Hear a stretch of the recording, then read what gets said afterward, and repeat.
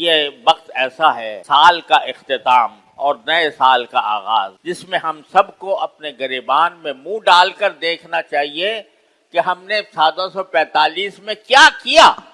یعنی پچھلے سال میں کیا کیا۔ اگر اپنی اصلاح کرنی تھی تو کتنی اصلاح کی، اگر ہم نے اندر خرابیاں تھیں ان خرابیوں کو کس طرح دور کیا، اور جو ہمارے فرائض تھے وہ ہم نے ادا کیے یا نہیں کیے، یہ سوچ کر یہ دن استغفار کے دن، توبہ کے دن، رجوع اللہ کے دن کہ اللہ ہم سے غلطیاں ہوئی ہے، ہم نے سال اپنی عمر اس طرح ضائع کر دی ہے کہ ہم نے آپ کی بندگی کا حق ادا نہیں کیا، اے اللہ ہمیں معاف فرما، اور ہمیں معاف فرما دے انفرادی طور پر بھی، اور جو شامت اعمال ہماری پوری امت پر مسلط ہے، یا اللہ اس شامت اعمال سے ہمیں نکال۔ یہ استغفار، توبہ اور اللہ تعالیٰ سے یہ دعا کرنے کا وقت، اور ساتھ ہی یہ دعا کرنے کا کہ یا اللہ نیا سال شروع ہو رہا ہے تو ہمیں اس نئے سال میں غفلت سے نکالیے اور ہمیں بیدار کر دیجئے، ہمیں توفیق دیجئے کہ آپ کی بتائی ہوئی راہ پر ہم چلیں، ہمیں توفیق دیجئے کہ نبی کریم سرور دو عالم صلی اللہ علیہ وسلم کی سنت کی اتباع ہم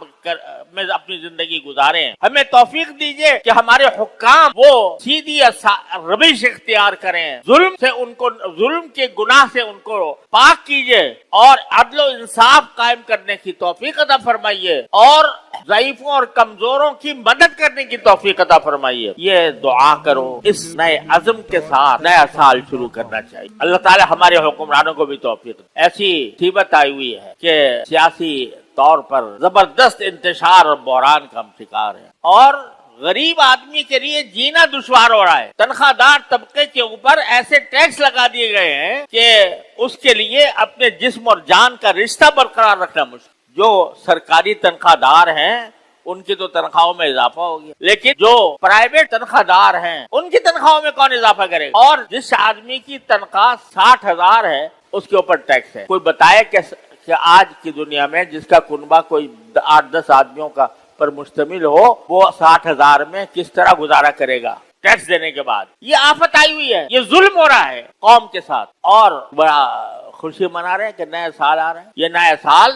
جس طریقے سے بجٹ آیا ہے اس کے نتیجے میں لوگوں کے لیے زندگی کو تنگ کر دیا گیا ہے۔ بجلی آتی نہیں اور بجلی کے قیامت بنے ہوئے ہیں لوگوں۔ ان حالات میں ہم زندگی گزار رہے ہیں۔ میرے بھائیوں، عام آدمی بیچارہ پس رہا ہے۔ اس عام آدمی کا اس کے قبضے میں تو قدرت میں یہ نہیں ہے کہ وہ حالات کو تبدیل کرے، لیکن یہ تو قدرت میں ہے کہ اپنے اللہ سے رجوع کرے۔ حدیث میں آتا ہے کہ اگر تمہارے اوپر ظالم حکمران مسلط ہو جائیں تو ان کو برا بلا کہنے کے بجائے تم اللہ کی طرف رجوع کرو اور اللہ تعالیٰ سے مانگو، اللہ تعالیٰ کی عبادت کرو، اللہ تعالیٰ کی بندگی کرو، اللہ تعالیٰ کے احکام کی پیروی کرو، تو اللہ تعالیٰ حکام کو بھی تمہارے حق میں بہتر کرے۔